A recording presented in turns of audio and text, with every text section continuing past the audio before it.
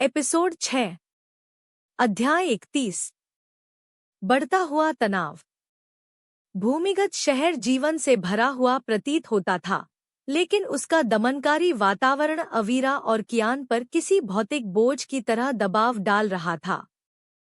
हर दिन नई चुनौतियां लेकर आता, कठोर श्रम, पहरेदारों की लंबी निगरानी और पकड़े जाने का लगातार मंडराता डर। अवीरा ने कई गलियारों का नक्शा बना लिया था, लेकिन शहर सूक्ष्म रूप से बदलता हुआ प्रतीत होता था। छिपे हुए दरवाजे, नकली दीवारें और ऐसी सीढ़ियां जो कहीं नहीं जाती थी। उसे एहसास हुआ कि यह शहर जानबूझकर शरीर और मन दोनों को भ्रमित और थका देने के लिए बनाया गया है। अवीरा, मन में, यह शहर केवल पत्थर और मशालों की रोशनी नहीं है। यह मन के लिए एक जाल है। यदि तुम डगमगाए तो यह तुम्हें पूरी तरह निगल लेता है। कियान उससे चिपका रहा, उसकी छोटी उंगलियां अवीरा का हाथ मजबूती से पकड़े हुए, जब वे परिचित रास्तों से गुजर रहे थे। लड़के का भरोसा अवीरा के संकल्प को और मजबूत करता गया। आगे बढ़ाया गया हर कदम, हर शांत अवलोकन उसी के लिए था। अध्याय 32 सूक्ष्म अवलोकन। अवीरा ने युवन और सुवन का अध्ययन जारी रखा। सुवन एक निर्दयी प्रवर्तक बना रहा, उसकी उपस्थिति हमेशा एक खतरे की तरह महसूस होती थी। लेकिन युवन कभी कभी रुकता, अवीरा को ऐसे देखता जैसे जिज्ञासा हो, या शायद गणना। एक शाम, जब दोनों पहरेदार उस कोठरी के पास से गुजरे जहां अवीरा ने कियान को छिपा रखा था, युवन ने धीमी आवाज में कहा, युवन, तुम चतुर हो, अजनबी। केवल देखने में नहीं, सोच में भी। अवीरा ने हल्के से सिर हिलाया, बिना कहे अवसर को समझते हुए। युवन मित्र नहीं था, लेकिन उसकी हिचकिचाहट इस शहर के अटूट दिखने वाले कवच में एक दरार थी। अध्याय 33 पहला वास्तविक खतरा।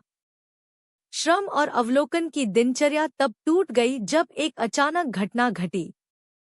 श्रम कक्ष में एक युवा कैदी ने आदेश मानने से इनकार कर दिया और उसने इकट्ठा की गई कुछ सामग्री छिपाने की कोशिश की। सुवन क्रोध से भर उठा और क्रूर बल के साथ आगे बढ़ा। अवीरा और लियाना ने एक दूसरे की ओर तेजी से देखा। उन्होंने पहले भी विरोध देखा था, लेकिन कभी इतना करीब नहीं। कैदी को तुरंत काबू में कर लिया गया और घसीट कर ले जाया गया। अवीरा, मन में, विरोध का हर कार्य जानलेवा है। हमें अधिक बुद्धिमान बनना होगा। हम बल पर निर्भर नहीं रह सकते। कियान उसके पास कांपने लगा और अवीरा ने घुटनों के बल बैठकर फुसफुसाया, अवीरा, छायाओं से मत डरो। हम उनसे सीखते हैं, हम जीवित रहते हैं और फिर हम कार्य करते हैं। यहाँ हिंदी में रूपांतरण दिया गया है। अध्याय 34 पलायन की तैयारी। अवीरा और लियाना ने पलायन योजना के पहले चरण की रूपरेखा बनानी शुरू की। कम निगरानी वाले मार्गों की पहचान करना, पहरेदारों की गश्त के अनुसार समय तय करना, हर कीमत पर कियान की सुरक्षा करना, संभावित सहयोग के लिए युवन का अध्ययन करना। हर छोटा अवलोकन अत्यंत महत्वपूर्ण बन गया। अवीरा ने अपने मन में और उन छिपे हुए कागजों पर विस्तृत नोट्स बनाए, जिन्हें वह किसी तरह सुरक्षित कर पाया था। लियाना, एक छोटी सी गलती भी हमें सब कुछ खोने पर मजबूर कर सकती है। अवीरा, मुझे पता है, इसलिए हम सावधानी से आगे बढ़ेंगे। धैर्य हमारा सबसे बड़ा हथियार है। अध्याय 35 भूमिगत परीक्षा और तीव्र होती है।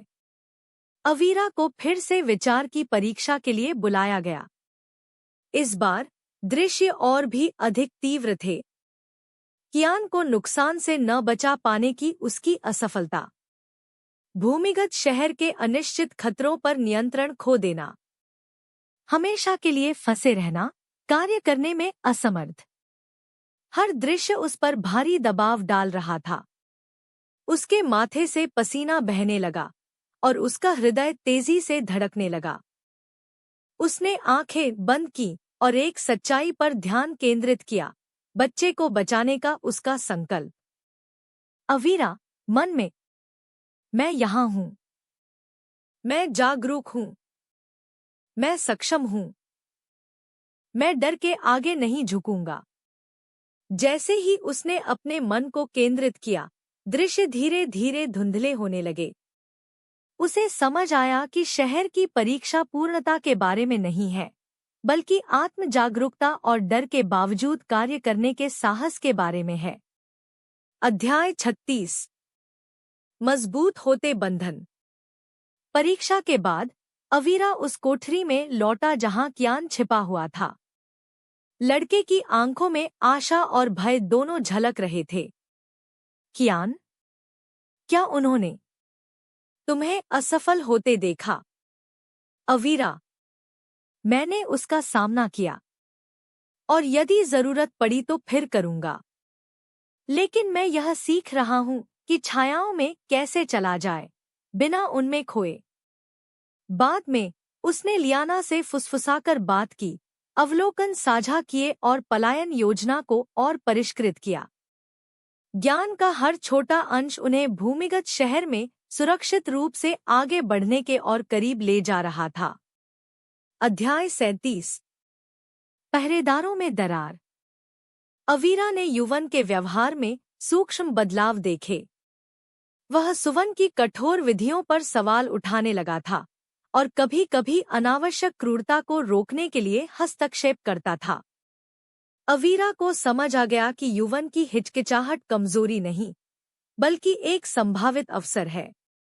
अवीरा, मन में, यदि मैं युवन का विश्वास जीत सकूं, या कम से कम उसकी हिचकिचाहट का उपयोग कर सकूं, तो हमारे पास एक मौका हो सकता है। इस समझ ने उसे आशा दी। शहर की कठोर व्यवस्था अटूट नहीं थी, यहाँ तक कि पहरेदार भी समझ और धैर्य के माध्यम से प्रभावित किए जा सकते थे। अध्याय 38। पहला वास्तविक कदम। एक रात अवीरा, कियान और लियाना ने गलियारों में छोटे छोटे कदम आजमाने शुरू किए।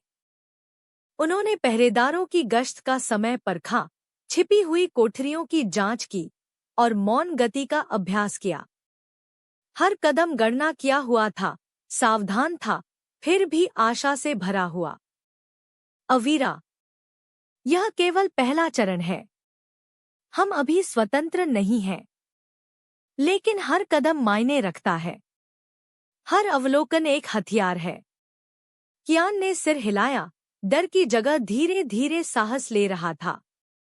अवीरा को एहसास हुआ कि आशा, बुद्धिमत्ता जितनी ही महत्वपूर्ण है। इसके बिना कोई भी योजना सफल नहीं हो सकती। भूमिगत शहर उनके चारों ओर जीवित और अंधकारमय खड़ा था, लेकिन अवीरा का संकल्प कभी इतना मजबूत नहीं रहा था। स्वतंत्रता की ओर पहले वास्तविक कदम उठाए जा चुके थे।